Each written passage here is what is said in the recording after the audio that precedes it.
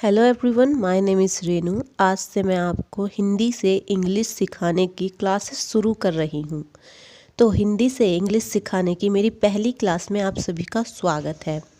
आज हम सीखेंगे इडियम्स। इडियम्स आखिर होता क्या है? सभी भाषा में कुछ मुहावरे और कहावतें तो होते ही हैं। ठीक इसी तरह से इंग्लिश भाषा में भी कुछ मुहावरे और कहावतें होती हैं जिन्हें सीखे बिना आपको इंग्लिश नहीं आ सकती। तो चलिए सीखते हैं इडियम्स। इन मुहावरे और कहावतों को इडियम्स कहा जाता है, जैसे कि वाइल अवे। पहला है हमारा वाइल अवे। वाइल अवे का मतलब होता है समय व्यर्थ गंवाना। Do not while away your time on social media. अपना समय सोशल मीडिया पर व्यर्थ ना गंवाएं। Next, to be touched. To be touched का मतलब होता है भाव विभोर होना या भावुक होना। Example, when the prime minister talked to him in the crowd he was touched. जब प्राइम मिनिस्टर ने उससे भीड़ में बात की तो वह भाव विभोर हो गया।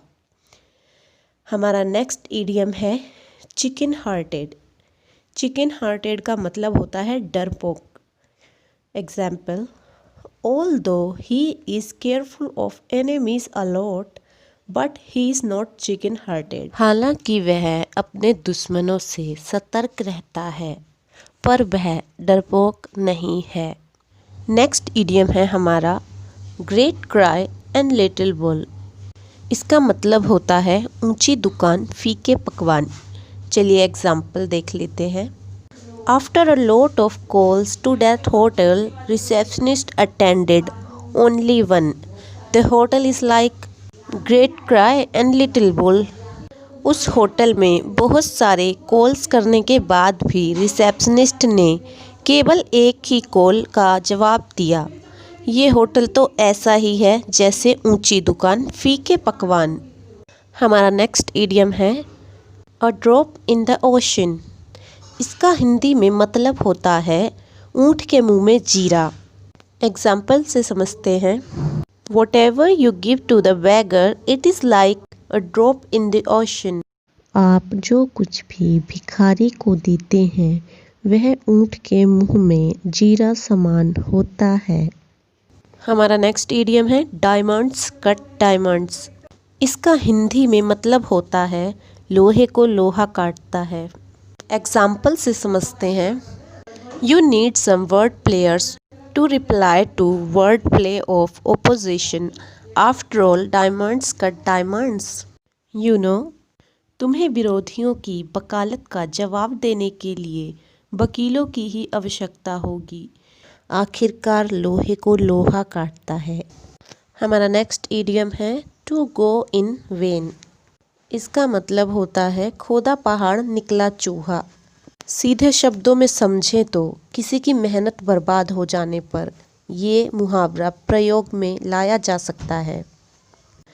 उदाहरण से समझते हैं।